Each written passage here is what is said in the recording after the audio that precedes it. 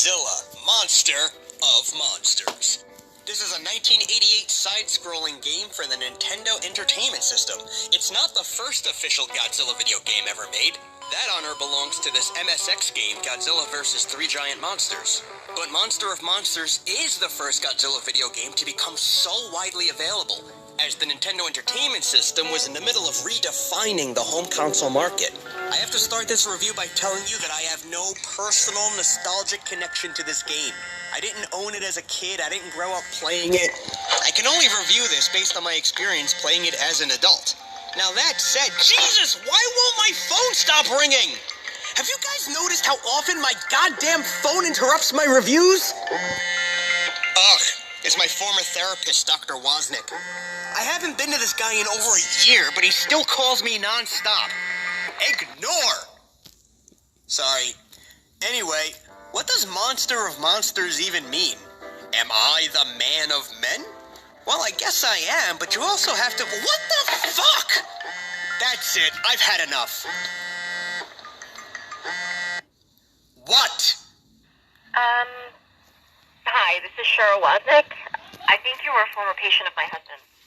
Yeah? He disappeared a little over a year ago, and I opened a missing persons case with the police department, but they haven't come up with a single thing, so I'm calling all of his former patients, and I'm wondering if you might know where my husband is. Hello? Hello, are you there?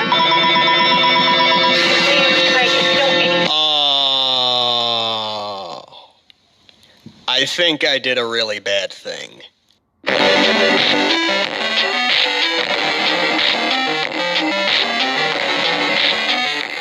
So we start the game with the Big G standing behind his name. Oh shit, never mind. Now he's in front of his name. He looks like he's adjusting the eye. Goddamn thing keeps getting crooked. When you hit start, you can make a new game or continue your last game. Or you can pass on the word game. Let's start with the story. In some unknown year, the Earth receives a Basically, the Zillions of Planet X have declared war with Earth, and they send space monsters after us. But Godzilla and Mothra travel to each planet in our solar system to stop this invasion and protect the Earth. We start on the Earth and then go to this level map, which resembles something you might see in a strategy game. You move Godzilla and Mothra across the honeycombs and play short side-scrolling levels on your way toward advancing through each planet. That's odd. I don't remember renting a movie called Play Me. Let's just check what this might be. Okay, so hopefully I'm talking to MIB. My name is Craig Hornberger. You've been talking about me on your video game show a lot. You say we went to high school together, I married your high school sweetheart, you're bad-mouthing me, but we need to forget all of that right now because we're both in serious danger. Boring. Let's start with the good. These sprites look great. They're very detailed and textured for 8-bit, and it's impressive. I'm not sure why Baragon's looking right at me like I drank all of his goddamn milk and left an empty carton in the fridge, but whatever.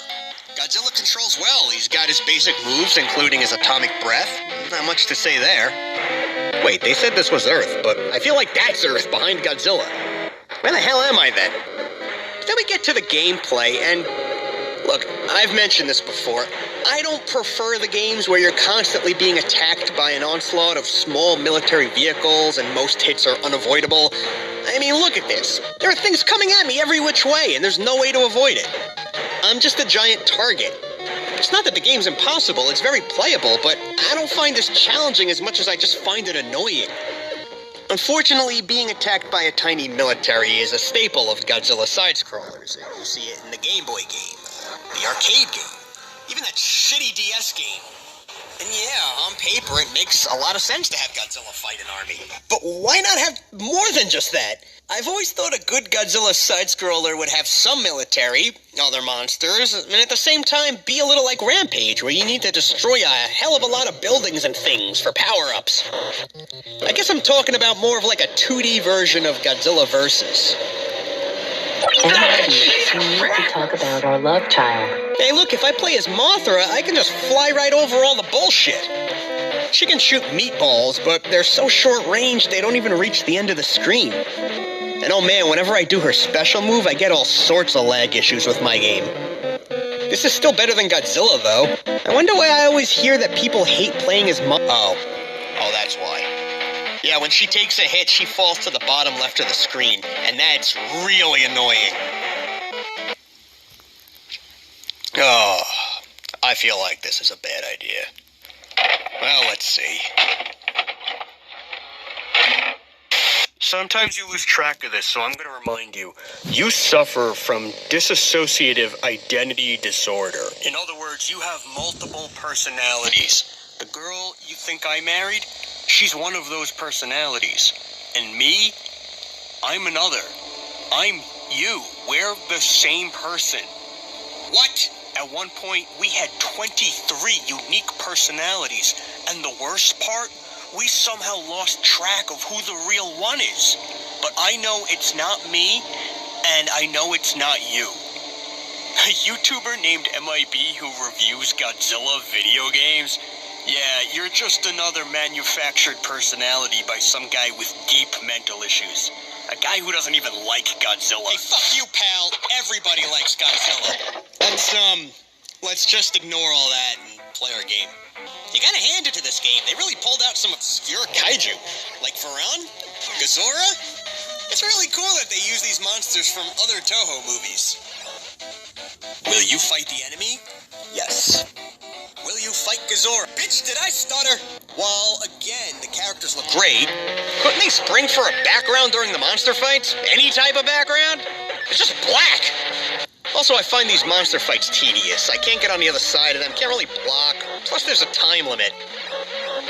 The different planets mix up the backgrounds okay, although there are certainly situations where your character can start getting a little lost in the environment. Like here, Godzilla's getting a little hard to see. Also, do you remember that part in Star Wars where Godzilla casually strolled down the Death Star trench? Because you're looking at it right now. That joke wasn't funny. None of these jokes are funny. It's because I'm distracted by this damn tape. Ah! There's a particular personality that's troublesome. I'm not sure where he came from. I think he comes from somewhere else entirely. He's like a parasite. He feeds on human consciousness. Someone with multiple personalities like you and me, we're like a buffet to him. Sometimes he takes over our body and does some heinous stuff. Sometimes when he's not in control, he can still manipulate our brain so we see or don't see certain things. Remember when I said we were once 23 unique personalities? He consumed all of the others. They're all gone, including Jessica. It's just down to me, you, and him. If he consumes you and I, it's over. I think you already know his name. His name is Mr. Pockets. It's true. Now that I'm hearing him say it, it feels right. I can see it now. It's true. I don't belong in this body. I don't even know what my real name is. Also, am I married? I feel like the real me is married. What's happening? Hornburger! Hornburger, what happened? Hornburger!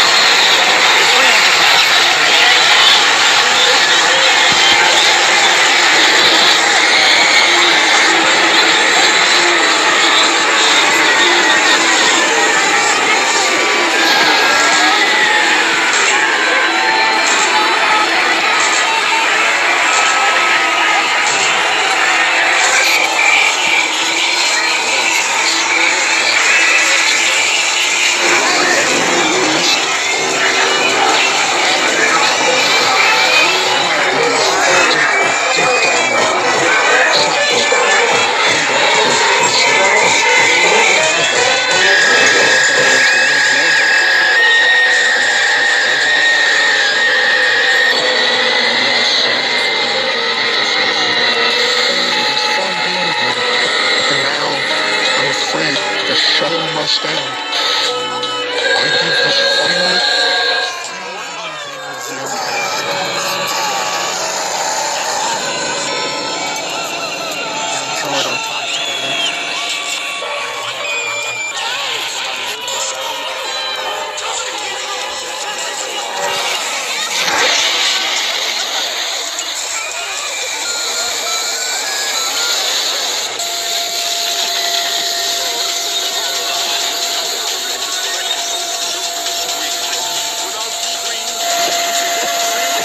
And that's where that tape ended. I didn't get this on video, but I was able to surprise Mr. Pockets back down with a brilliant last-minute win. Anyways, it looks like everything can go back to normal around here. I've got lots of Godzilla games to use and other games too, like Gamera, Gundam, lots of good stuff. Plus, no more multiple personality disorder. Yeah, it looks like I'm cured now since Mr. Pockets ate all the other personalities. So I'll just live here in this basement, drink, not pay taxes, and make Godzilla videos. I have no idea who pays for this house. And I really feel like I have a life.